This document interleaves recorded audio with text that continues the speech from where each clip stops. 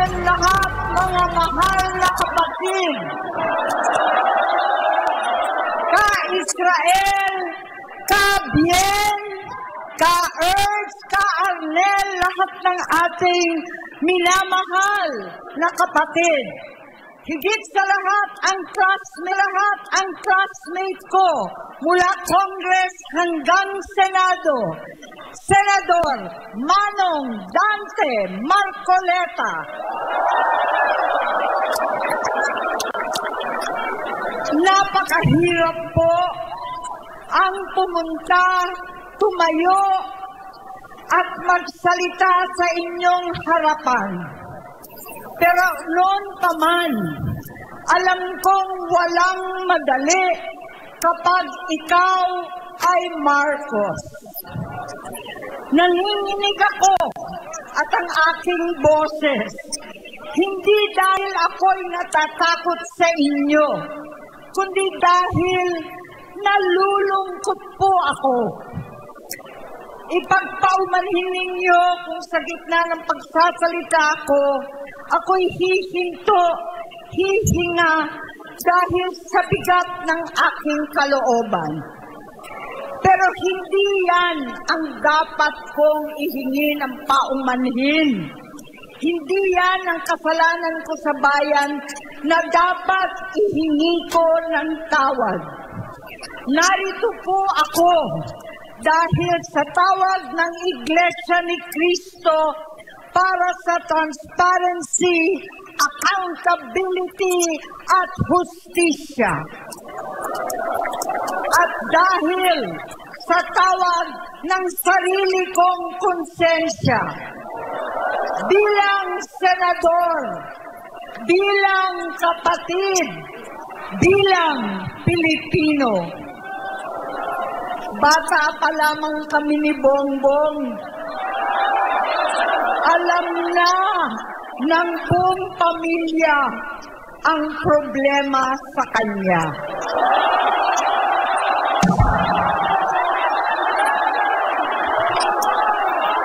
Sa totoo lang, mababasa naman ng lahat ang mga testimonya ng aking ama patungkol sa kanyang ugali at gawain.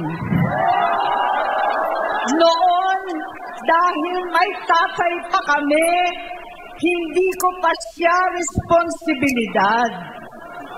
Noong tumatanda, ay mas naging nakakabahala. Batid ko na nagda-drug siya.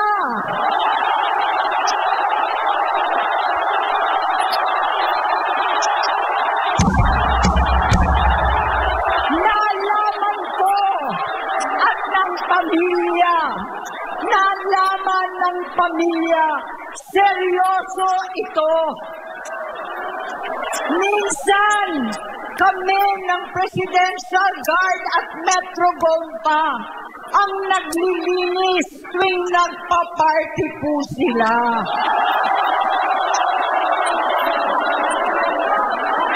Namuhay kaming magkakapatid sa ibang bansa.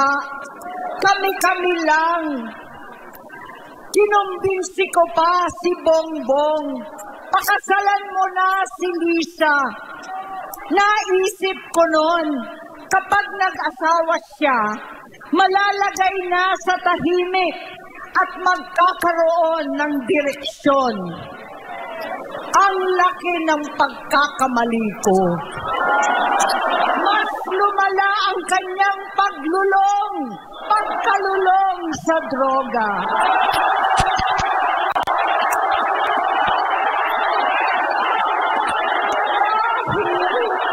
Parehas pala siyang mag-asawa.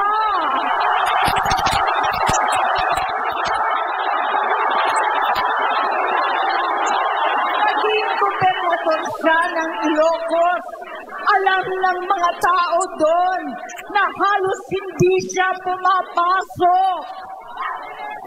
Tuwing ko kumprontahin ko siya, ay nagsasabi siyang magbabago na siya, aalisin na niya ang bisyo. hanggang sa may nagsumbong na naman sa akin na sa paggising pa lang sa umaga, kasabay ng almusal, marijuana pala.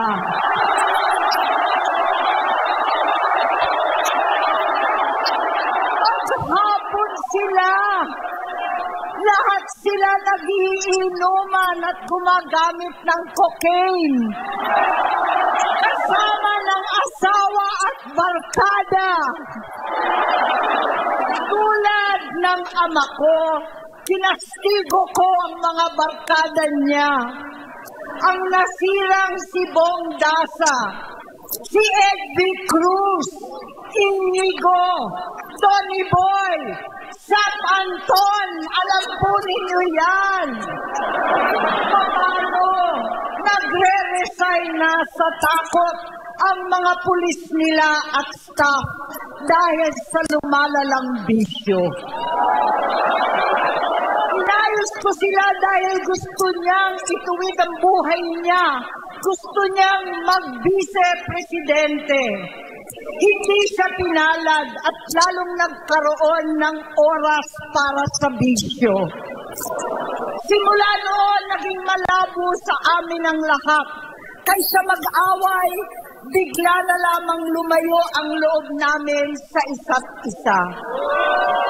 Noong 2016, kasabay ng kampanya ni dating Pangulong Duterte laban sa droga, lumabas ang pangalan ni Bongbong sa listahan. Nakasama siya sa listahan ng mga celebrities, mga artista, Maricel Soriano at iba pa. Masinsinan kong kinausap si Pangulong Rodi. Halos manikluhod ako. Sinabi kong ayon sa kapulisan, dapat unahin, usigin ang mga pusher at saka na lamang sagipin ang mga user. Naligtas si Bongbong. Labis ang takot ko at pag-aalala. Kinausap ko siya at nagsabi siyang talagang siya ay nagbabago na. Muli at lagi, hindi ako nawalan ng pag-asa. Ako'y naniwala ulit. Mula noon na natatanggap ko na lang na balita tungkol sa kapatid ko ay regular na pagpapadoktor. Kaya kumalma naman ako. Inisip ko, totoo, dahil na-opera na ang tuhod niya sa gout. Siguro, totoo na ito. Hanggang nito, na lamang nalaman ko na tuloy ang paggamit niya sa mga party na garapalan naghakain ng droga. Pinagmamalaki pa ng mag-asawang kayang-kaya nila ang microdosing ng cocaine. Hati-hatiin daw para 4 na beses sa isang araw. Hindi mabibisto. Ang pampapadoktor, pinalabas nilang pag-stem cell. Nagpapalit daw ng dugo, nagpapa-blood transfusion.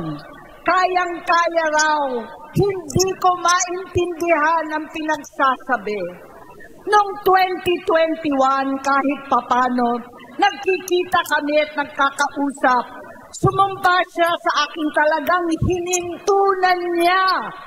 Naniwala ako kasi sabi niya gusto niyang tumakbo. Ang sabi ko, tutulong ako sa abot ng aking makakaya. Ipinakilala ko si Bongbong kay Inday. Naging magkatandem sila. Pagkatapos noon ay biglang hindi na niya ako ulit kilala. Kahit si Inday, nagtataka, bigla ko na itsapwera. Kahit ganon, nangampanya pa ako para sa kanya. Kahit si Inday na lang ang aking nakakausap.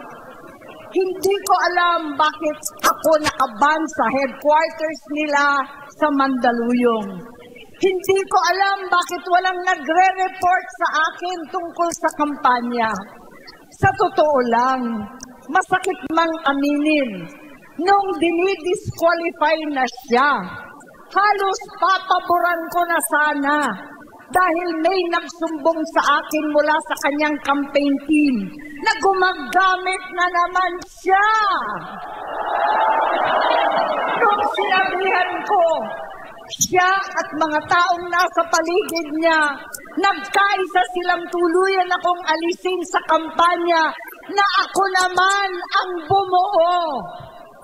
Sinabi nilang gusto ko na siya ay ma-disqualify para ako ang pumalit. Hindi totoo yun. Iniisip ko ang kalagayan ng aking kapatid at paano siya magsisilbi kung ganyan ang kalagayan niya. Pero pinaparating sa akin na hindi siya lulong at minsan na lamang tuwing nagpa-party. Hindi ko maipaliwanag bakit gusto kong maniwala at hindi mawalan ng pag-asa. Noong nanalo siya, naging pinakamalayo na kami sa isa't isa. Maliban sa opisyal na tagpuan at kapag pumupunta yung nanay namin, hindi ako sumama sa loob ng 3 taon dyan sa Malacanang. Dahil lantara na doon ang inuman, ang paggamit nila ng cocaine at mga bawal na gamot. Hindi pa rin niya nakikita, naririnig, kakaiba na siya magsalita. Hindi na maintindihan kung ano-ano na ang sinasabi at wala na sa sarili. Nagtatago sa kabaitan niya ang pang-aabuso niya sa droga. At nagbunga na ito ng mga nakakapinsalang maling desisyon. Hinayaan niyang kumilos ang mga nakatalibot sa kanya. Yung mga umaastang presidente habang nilululong siya ng mga ito. Hindi na kami nagkausap. Sa harap ng publiko, pinipilit kong magmukha kaming maayos. Pero wala na kaming koneksyon. Hindi ko hinihiling na maunawaan ninyo ako, lahat kayo. Sa palagay ko, ang makakaunawa lamang sa akin ay ang mga pamilyang may pinagdaanan sa adiksyon, sa inom, sa sugal, sa alak, sa bisyo, higit sa lahat, sa droga. Pagka hindi ko siya nakakasama, buong aking loob na ipasok sa institusyon. Ipagamot, iparehab ko na yan. Pero tuwing maghaharap kami noon, hindi kaya ng aking kalooban na gawin yon. Tuwing magsasabi siya sa akin na magbabago na siya, hindi ko siya kayang tiisin. Hindi ko kayang ipagkait sa kanyang pagkakataon at pagbabakasakali. Umaasa ako at laging nananalangin na sana, oo nga, nagbago na siya. Hanggang dumating ang 2024 at 2025, yung vision niya na ang dahilan ng pagbaha ng korupsyon, kawalang direksyon, at maling-maling mga desisyon. Walang accountability, wala ng hustisya. Hindi na niya alam ang nangyayari. Hindi na pinapaalam sa kanya ang mga pangyayari. Sinamantala ng mga ito ang paggamit niya ng droga. Kinangkam na nila ang kaban ng bayan habang ang mga dating tumatawag sa amin ng magnanakaw ay nakakita ng pagkakataon sirain ang lahat. Nagagamit na nila si Bongbong para sirain si Inday. Itinutulak pa nila si Bongbong at ang bayan sa bangin para umastang tagapagligtas. Mula sa pagtraidor at pagpapahamak kay VP Inday, sa confidential funds na kung tutuusin ang galing naman sa opisina ng Pangulo, hanggang sa pagpadukot sa dating Pangulong Duterte para itapo na lamang sa ibang bansa. Ang kabaitan ni Bongbong ay naging kalupitan. Garapalan ng pagtatakip sa kanya ng mga nasa Congress, sa Senado, mga miyembro ng kabinete. Kitang-kita na ng taong bayan, wala nang puwang ang kahihiyan. Para bang nauulit ang bangungot ng kasaysayan dinamas namin noon. 68 years old po ang tatay ko nung pinatalsik sa pwesto. 68 years old na rin si Bongbong ngayon. November 17 din, noong 2021, nung nakumbinsi ko si Inday na magbise kay Bongbong. November 18 po, bukas, ang ikatlong araw natin. 9 na taon na nakakaraan, saktong November 18 pa talaga, na pinalibing ni Pangulong Duterte ang tatay ko sa libingan ng mga bayani. Halo-halo na ang aking nararamdaman, pero alam kong ito ang dulo at hangganan ng aking pagtitiis at pananahimik. Hindi na tayo mananahimik! Dahil nalaman kong pati ang mga anak niya ay nagdodroga na. Kinasusuklaman ko pa ang pag-alok ng mag-inang si Sandro ng droga ang aking mga anak at iba pang mga kamag-anak. Yan ang hindi ko na mapapalampas. Sa loob ng halos 4 na dekada, wala akong ibang pinangarap kundi maipakita sa sambayanan na hindi kami masamang tao. Hindi masama ang pamilya Marcos. Gusto kong ibangon ang dangal ng aking ama. Sa pamamagitan na nagpagtatrabaho para sa bayan, sinikap kong maging mabuting gobernador, kinatawan, senador.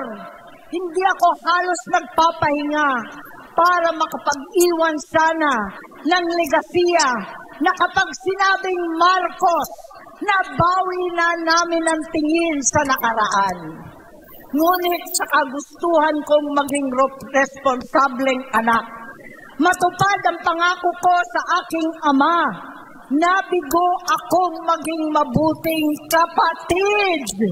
Naging mahina ako kay Bongbong.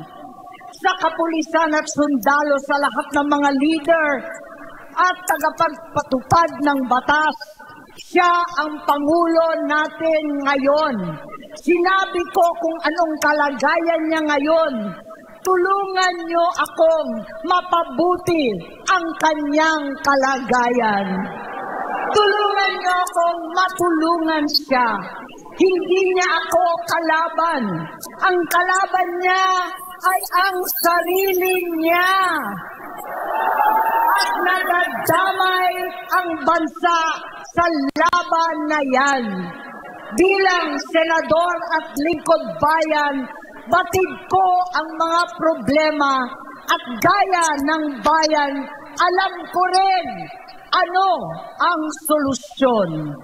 Sa pagkakawatak-watak, patuloy na pamumulitika, pagnanasa sa kapangyarihan ng mga talunan naman, kaguluhan sa Mindanao, alanganing gyera sa China at Estados Unidos, kawalang pananagutan sa flood control scam, darapalang takipan, panggigipit sa hindi kaalyado, pagkakanulo sa kapwa Pilipino, pagdakip sa dating Pangulong matanda't may sakit upang ihagis lamang sa bansang dayuhan, pagsadsad ng piso, paglaganap ng gutom, paghihingalo ng ekonomiya, at pagsasawalang bahala sa taong bayan. Ang delubyo at kalamidad na nagdudulot ng parusa, ang korupsyon na nauwi sa kawalan ng tiwala at hustisya sa Pilipinas, sa kanyang pamahalaan, lahat ng yan ay masusolusyonan kung ikaw, aking kapatid, magsaayos ng iyong sariling kalusugan. Kapag humupa ang ingay sa politika, kapag umuwi na kami sa aming pamilya, hindi bilang senador, kundi bilang ate, bilang si Manang ni Bonget, kaya itong sasabihin sa harap ng taong bayan, sa harap ninyong lahat, at sa harap ni Bongbong. Bonget, magtatatlong taon na tayong hindi nagkakausap. 3 taon ko nang sinusubukan muli na ako'y pakinggan. Siguro ngayon ay makakarating ng buo ang gusto kong sabihin. Walang mababawasan, hindi madadagdagan. Bongbong, nag-aalala sa'yo si Manang. Tuwing nakikita kita sa TV, gusto kitang puntahan. Napakalaki ng pinagbago mo. Itsura, pagsasalita, takbo ng pag-isip. Minsan, napapatanong ako sa sarili ko, ikaw pa ba yan? Si Bongbong ba talaga yung nakikita ko?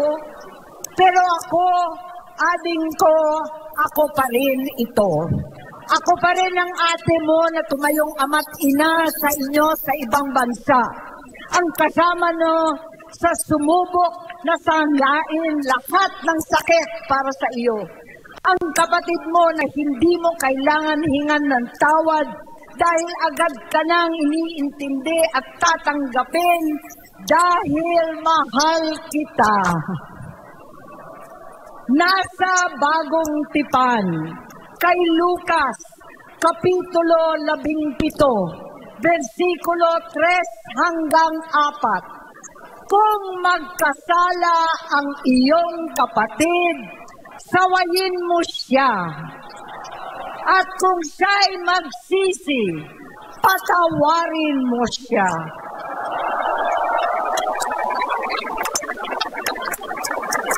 Tama na, ading ko.